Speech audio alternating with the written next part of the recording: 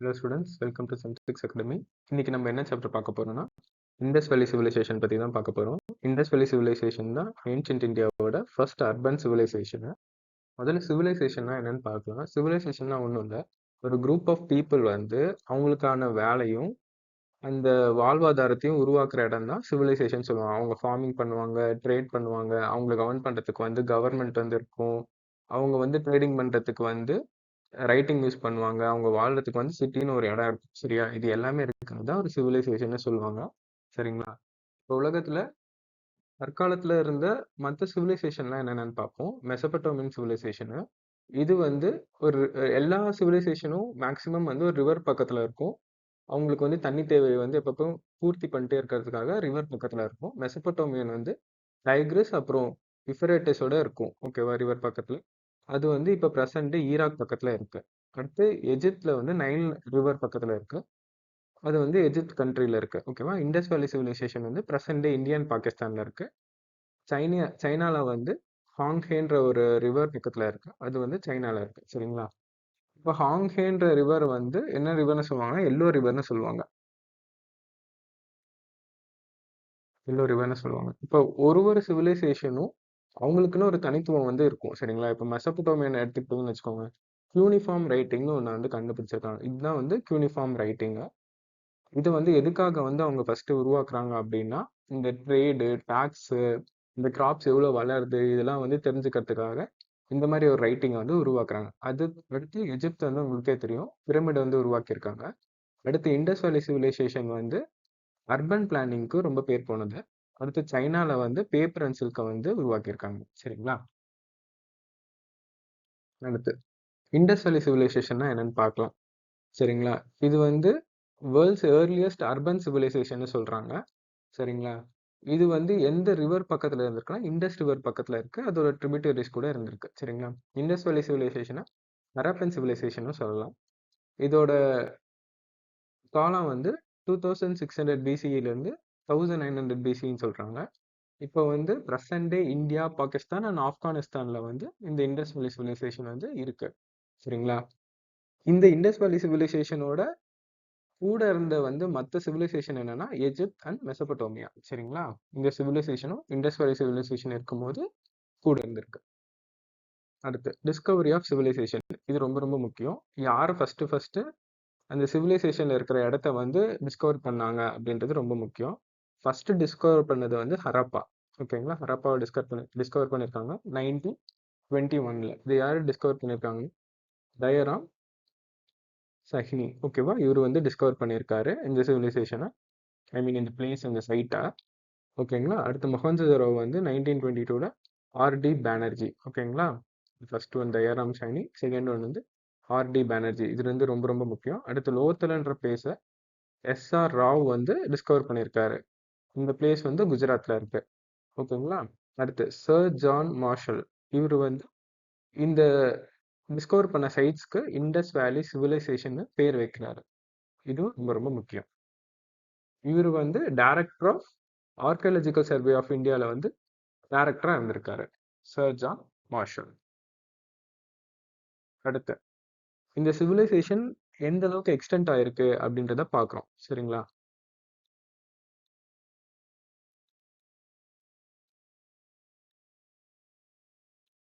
North சைடை பார்த்தீங்கன்னா மண்டான்னு ஒரு இடம். சரிங்களா? மண்டான்னு ஒரு இடம் ஜம்மு அண்ட் காஷ்மீர்ல வந்து லொக்கேட் ஆயிருக்கு.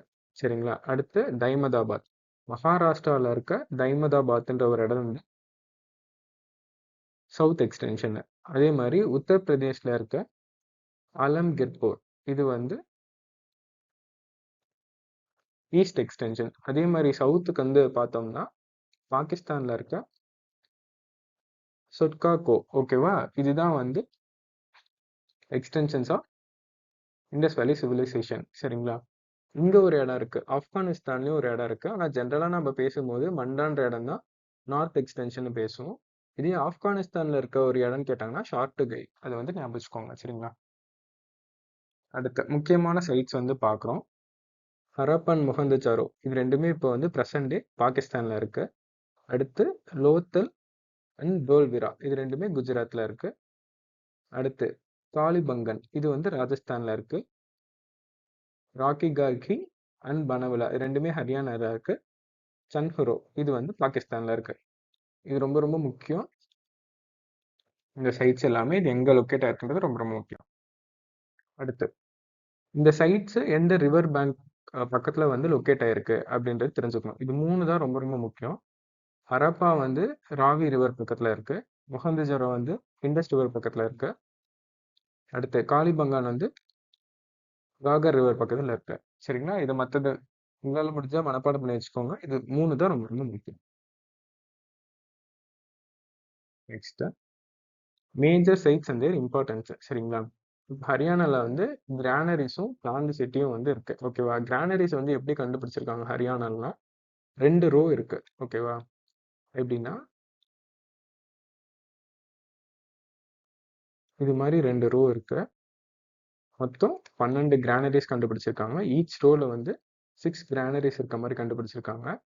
இது எங்க கண்டுபிடிச்சிருக்காங்க? ஹரப்பால வந்து கண்டுபிடிச்சிருக்காங்க. சரிங்களா? ஹரப்பா வந்து ஒரு பிளான்ட் சிட்டின்னு சொல்றாங்க. அடுத்து மொஹந்தஜரோல கிரேட் பாத் கண்டுபிடிச்சிருக்காங்க. அப்புறம் அசெம்பிளி ஹால் வந்து கண்டுபிடிச்சிருக்காங்க. ஹரப்பா எங்க லொக்கேட் ஆயிருக்குன்னு தெரியும். ஹரப்பா அண்ட் மொஹஞ்சதாரோ ரெண்டுமே பாகிஸ்தான்ல லொக்கேட் ஆயிருக்கு. ஹரப்பா வந்து ராவி ரிவர் பக்கத்துல இருக்கு. மொஹஞ்சதாரோ இண்டஸ் ரிவர் பக்கத்துல இருக்கு. அடுத்து லோத்தல். லோத்தல் வந்து குஜராத்ல இருக்கு. இங்க வந்து டாக்யார்டை வந்து கண்டுபிடிச்சிருக்காங்க. இங்க வந்து ட்ரேடும் நடந்திருக்கு. டாக்யார்ட்னா ஒன்றும் இல்லை, இப்போ இருக்க ஹார்பர் மாதிரி தான். அங்கே தான் வந்து ஷிப்ஸ் எல்லாம் வந்து பார்க் பண்ணியிருப்பாங்க. ஏதாச்சும் பிரச்சனை ரிப்பேர் பண்ணுவாங்க. அப்புறம் ட்ரேட் நடக்கும்போது அங்கேருந்து ஏற்றுமதி இறக்குமதி எல்லாமே பண்ணியிருப்பாங்க. சரிங்களா? இது தோலவிரா.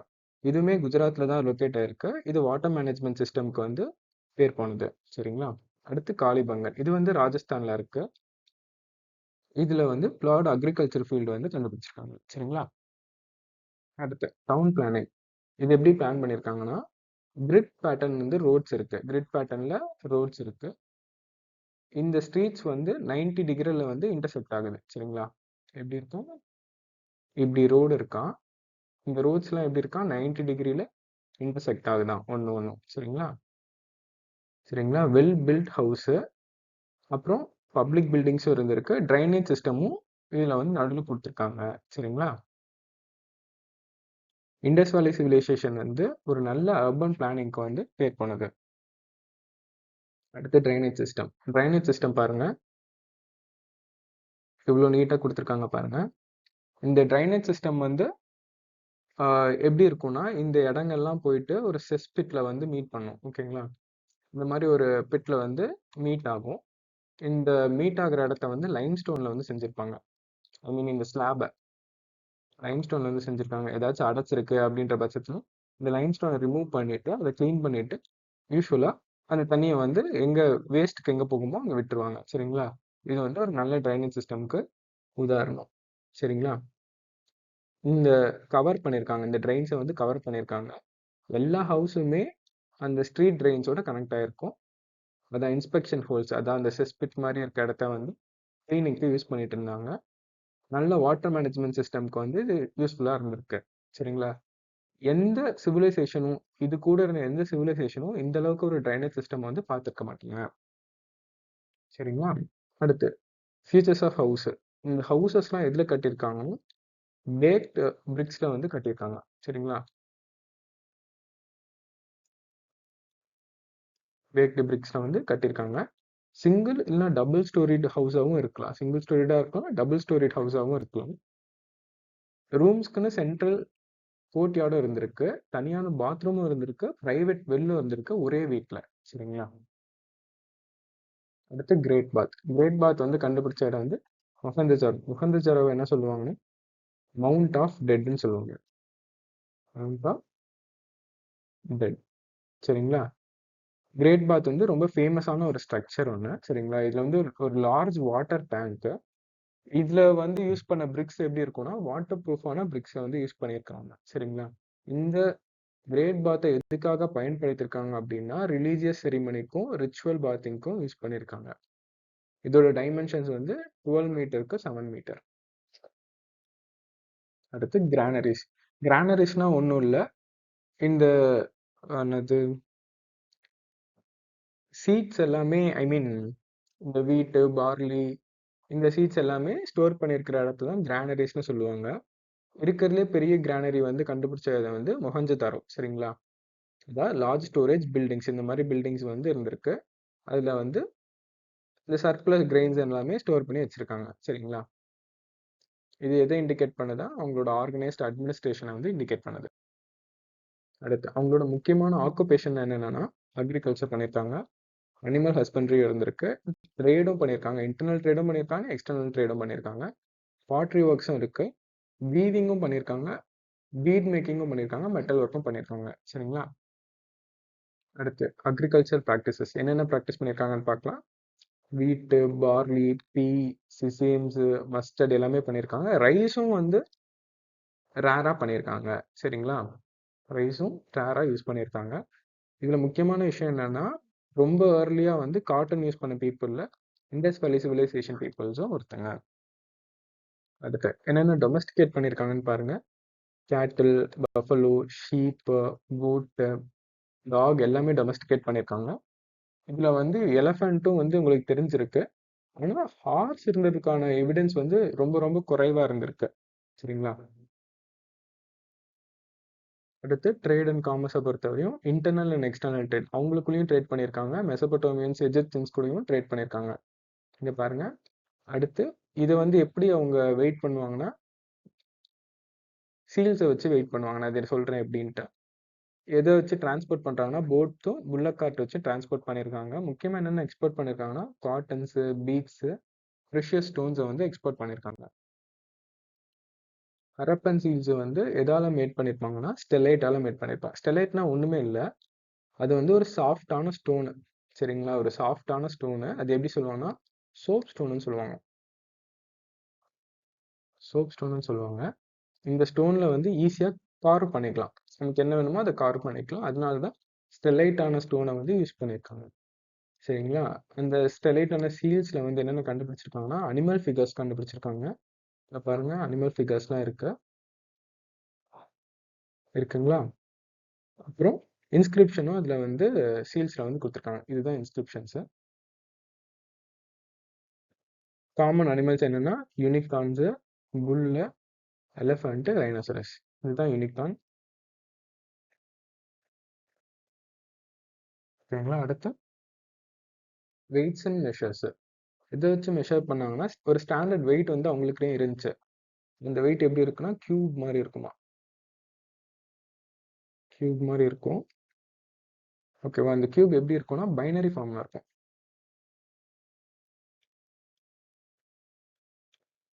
இப்போ இந்த கியூப் வந்து 1 கிராம் வெயிட்டாக இருக்குது அப்படின்னா அடுத்த கியூப் வந்து 2 கிராம் இருக்கும்.